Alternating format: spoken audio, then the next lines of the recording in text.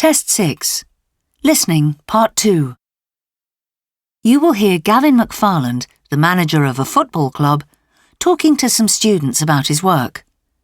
For questions 7 to 14, complete the sentences with a word or short phrase. You now have 45 seconds to look at Part 2. You will need to play the recording twice.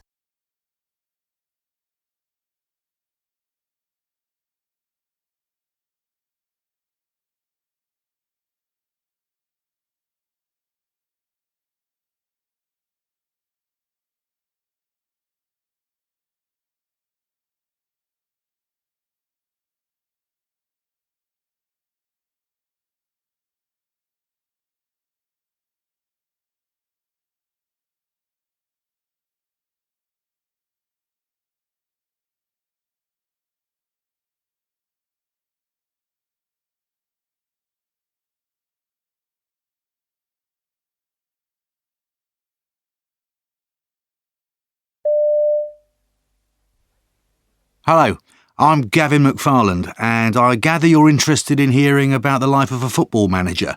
Well, I manage a not very successful team, and if I don't put you off it as a career, nothing will. Let me start with the worst thing about the work, and it affects most managers. My job security is extremely limited. I'm the club's 8th manager in 10 years, and I'll almost certainly get fired if the team continues to do badly. If I'm lucky and they begin to show signs of life, I might be told I can stay till the end of the season, with no guarantees beyond that. In fact, on my office door, there's a nameplate that simply says manager. No name permitted.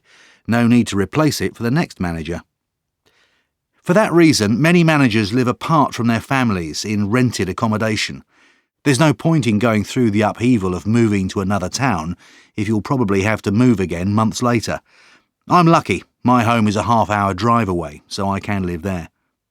Then if your club isn't very well off, with hardly any staff or equipment, and very few have the resources of some of the best-known clubs, you'll find yourself doing all sorts of things, simply because there's nobody else, and you can't afford to bring someone in.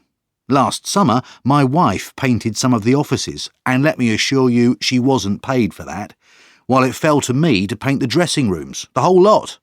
Not a bad job, but not what I was expecting when I became a football manager.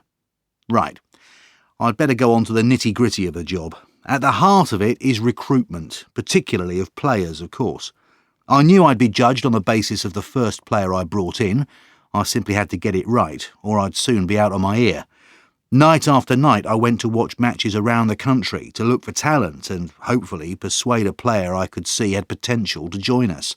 The first player I signed up has been very good for us. Since then, I've brought in 2 more guys, and they're doing well. Long may it continue. Another interesting part of the job is the regular press conferences. We time them so they don't coincide with the ones held by bigger clubs in the region. Otherwise, we wouldn't manage to attract any reporters at all. As it is, we're lucky to get more than half a dozen. I enjoy the conversation. Some of them really want to catch you out, and making sure you don't say anything you shouldn't is quite a challenge. I'm normally involved in training sessions along with the coach. 2 days ago we worked the players into the ground, so yesterday we gave them a fun session, concentrating on ball control and ending up with some practice for the goalkeepers. OK, now it's time to take...